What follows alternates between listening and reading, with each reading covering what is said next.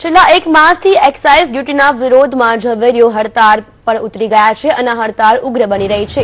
રાજકોટ બાદ અમદાવાદમાં આજે ગુજરાત જ્વેલર્સ એસોસિએશન દ્વારા માણેક ચોકથી વિશાળ રેલી યોજવામાં આવશે, જેમાં મોટી સંખ્યામાં ઝવેરીઓ ઉમટી પડશે।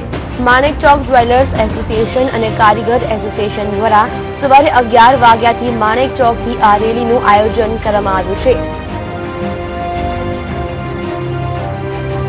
आपने जणावी दઈએ કે રેલીમાં મોટી સંખ્યામાં લોકો ઉમટી પડ્યા છે, ત્યારે રેલી માણેક ચોક, સાંકડી શેરી, એમજી હવેલીથી આસુડિયા થઈ દાણાપીઠ, ત્યાંથી મ્યુનિસિપલ કોર્પોરેશન, પાનકોડ નાકા થઈ રિલીફ રોડ, રતનપોરથી ફુવારા થઈ પરત 2 વાગે માણેક ચોક ખાતે પૂર્ણ થશે। રેલીમાં જ્વેલર્સ માટે વ્હાઇટ શર્ટ અને બ્લેક પેન્ટનો ડ્રેસ કોડ પણ નક્કી કરાયો છે। રેલી આજે માણેચોક થી નીકળી।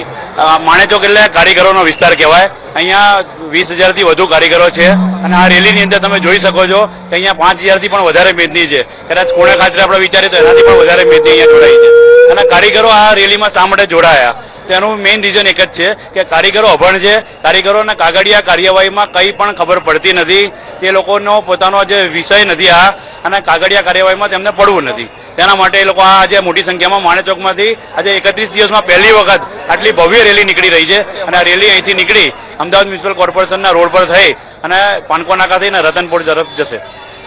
વાત કરીએ તો કારીગર વર્ગની વાત કરીએ તો રોજ કમાઈને રોજ ખાવાવાળો વર્ગ છે। 31 દિવસ પૂર્ણ થઈ ગયા છે। કઈ રીતનું જીવન ધોરણ રહ્યું છે હાલ કારીગરોનું, અને ખાસ કરીને જ્વેલર્સની વાત કરીએ તો એમનું જીવન ધોરણ 1 મહિનાથી કેવું? જ્વેલર્સોની જ્યાં સુધી વાત કરીએ ત્યાં સુધી તો પોતાની રીતે સદ્ધર છે, પણ કારીગરોની જ્યારે વાત કરીએ તો કારીગરોને અમે છેલ્લા 8-1 દિવસથી અત્યારે અનાજની કીટ આપવાની ચાલુ કરી છે, જે 10 દિવસ 15 દિવસ ચાલી શકે તેવી। અને ગઈકાલથી અમે અહીં ગાડી કારીગરો માટે જમવાની વ્યવસ્થા કરી છે। સવારનું અમે એક ટાઈમનું જમવાનું અહીં અમને આપીએ છીએ।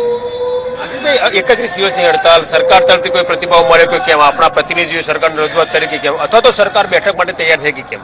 સરકાર જોડે અમારી 2-4 વખત બેઠકો થઈ છે, પરંતુ સરકાર તરફથી જે બી અમને પ્રલોભનો અથવા જે કંઈ બી આપવામાં આવ્યા છે તેનાથી અમે લોકો સંતુષ્ટ નથી। અમારી એક જ માંગણી છે કે અમારે સંપૂર્ણ રોલબેક જોઈએ છે, રોલબેક સિવાય અમને બાકી કોઈ વસ્તુ ખપતી નથી।